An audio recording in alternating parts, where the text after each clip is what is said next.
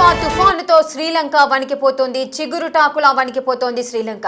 దిత్వా తుఫాను ప్రభావము శ్రీలంకపై ఏ రేంజ్ లో ఉందో మనం అర్థం చేసుకోవచ్చు.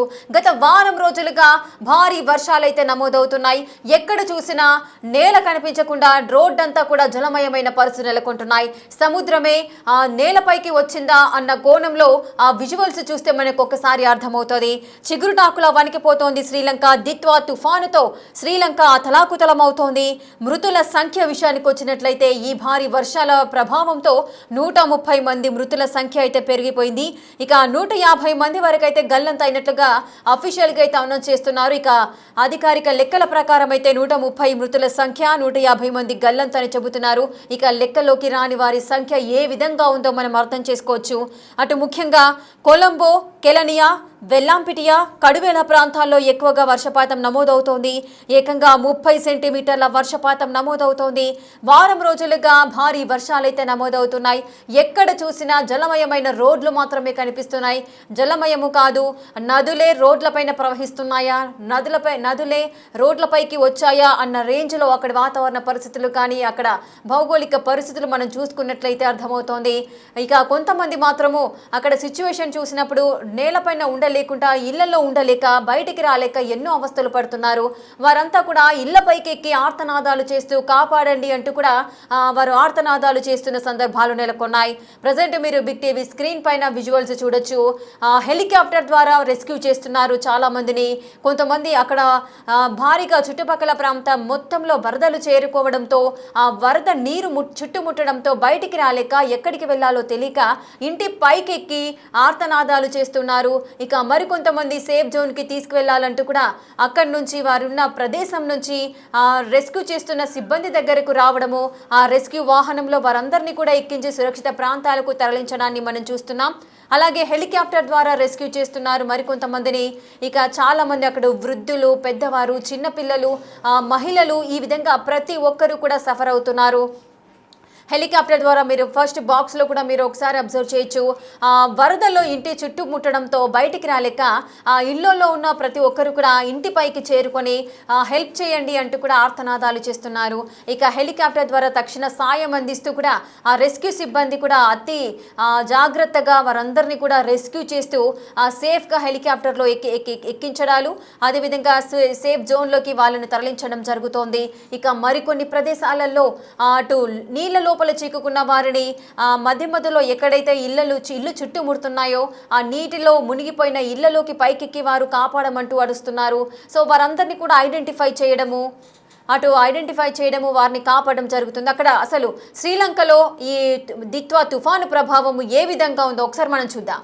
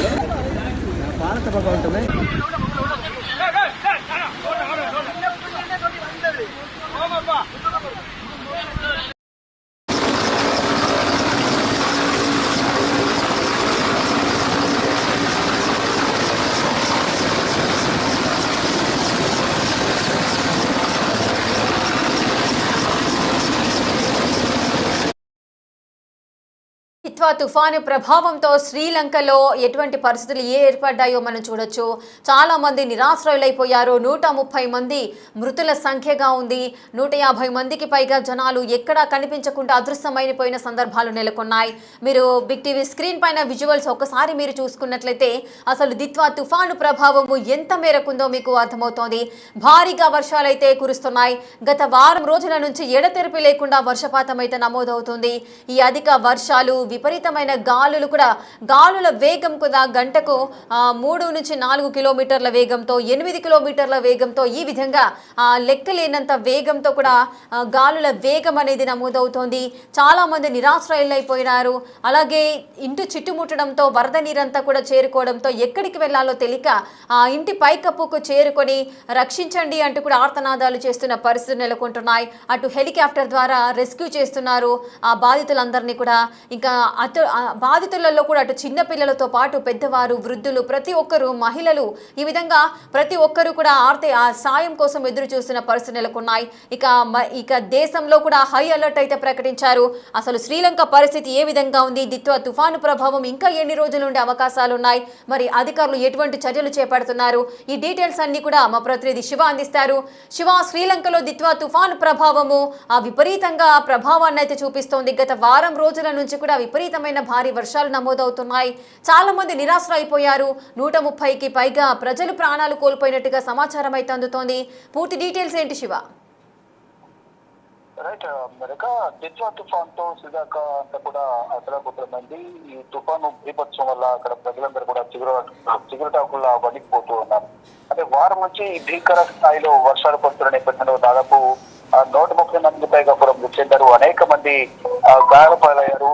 సుమారు 150 మంది గల్లంతైనట్లుగా కూడా అధికారులు చెప్తా ఉన్నారు. ఇక కొలంబియా, కెలనియా, వెల్లంపీటియా, కడిగర ప్రాంతాల్లో కూడా భారీగా ఈ ఈదురుగాలులు, వర్షాల వల్ల అక్కడున్న ప్రజలందరూ కూడా ఇబ్బందులు ఎదుర్కొంటూ ఉన్నారు. ఏకంగా 30 సెంటీమీటర్ల వర్షపాతం నమోదైనట్లు కూడా వాతావరణ శాఖ తెలియజేసింది. భారీ వర్షాలతో రోడ్లన్నీ కూడా నదులను తలపిస్తున్నాయి.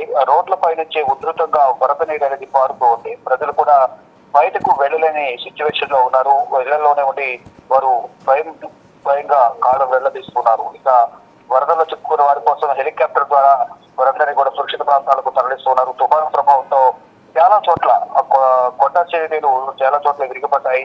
ఈ మొత్తం అక్కడున్న ప్రజలందరూ కూడా తీవ్ర ఆందోళన చెందుతున్నారు. వంతెనలు, రహదారులు కొట్టుకుపోతున్నాయి. 40,000 మంది ప్రజలను ఇప్పటి వరకు సురక్షిత ప్రాంతాలకు తరలించారు. అయితే ఇక్కడ ఈ తుఫాను ధాటికి మృతి చెందిన వారికి ప్రధాని నరేంద్ర మోడీ కూడా సంతాపం వ్యక్తం చేశారు. యుద్ధ ప్రాతిపదికన ఇక్కడి నుంచి ఎన్డీఆర్ఎఫ్ సిబ్బందిని కూడా అక్కడ పంపించారు. నిత్యావసర సరుకులు 27 టన్నుల వరకు కూడా నిత్యావసర సరుకులు కూడా ఇక్కడి నుంచి భారత ప్రభుత్వం వారికి శ్రీలంకకు సహాయం చేసింది. ఎక్కడికక్కడే రవాణా వ్యవస్థ తగ్గించిపోయింది. విమాన సేవలను సైతం శ్రీలంక ప్రభుత్వం రద్దు చేసింది. మరో 24 గంటల పాటు శ్రీలంకలో హై అలర్ట్ జారీ చేశారు. ఇక శ్రీలంకలో ఎమర్జెన్సీ ప్రకటించింది ప్రభుత్వం. ఇక అంతర్జాతీయ సహాయం కోసం శ్రీలంక ఎదురు చూస్తూ ఉంది. ఇక ఇటు నిత్యావసర సరుకులను భారత్ కూడా పంపించింది. మరోవైపు ఇటు భారత్ కు సంబంధించిన అందులో తెలుగు ఏపీకి సంబంధించిన 7 ఏపీ వాసులు కూడా అక్కడ శ్రీలంక ఎయిర్పోర్ట్ లో ఉన్నట్టు తెలుస్తోంది. దుబాయ్ నుంచి చెన్నై వస్తుండగా తుఫాను వల్ల శ్రీలంకలోనే ఆ విమానం దూసుకుపోయింది. 3 రోజులుగా సాయం కోసం వారందరూ కూడా ఎదురు చూస్తూ ఉన్నారు. సెల్ఫీ వీడియోలు పంపించి వారికి కుటుంబ సభ్యులకు సమాచారం చేస్తుంది.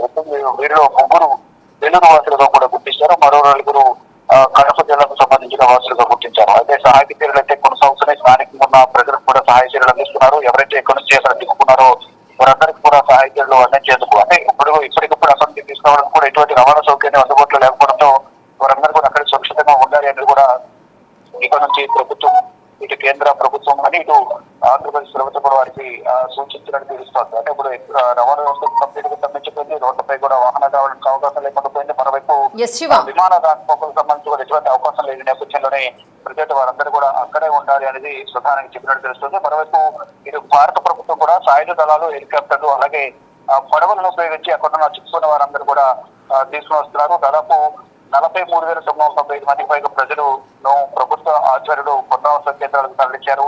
మరోవైపు తమిళనాడు, పుదుచ్చేరి మరియు దక్షిణ ఆంధ్రప్రదేశ్ తీర వైపు ఈ దిత్వా తుఫాన్ అనేది కదులుతున్నట్టుగా కూడా భారత వాతావరణ శాఖ తెలిపింది. ఇక నవంబర్ 30న తీరాన్ని తాకే అవకాశం ఉందని భారత వాతావరణ శాఖ కూడా తెలిపింది. అయితే తమిళనాడు కూడా రెడ్ అలర్ట్ జారీ చేశారు. ప్రజలు శ్రీలంకలో ఈ తుఫాను బీభత్సం వల్ల ప్రజలందరూ కూడా తీవ్ర ఆందోళన చెందుతున్నారు. సహాయక చర్యలు ఇంకా కొనసాగుతూనే ఉన్నాయి.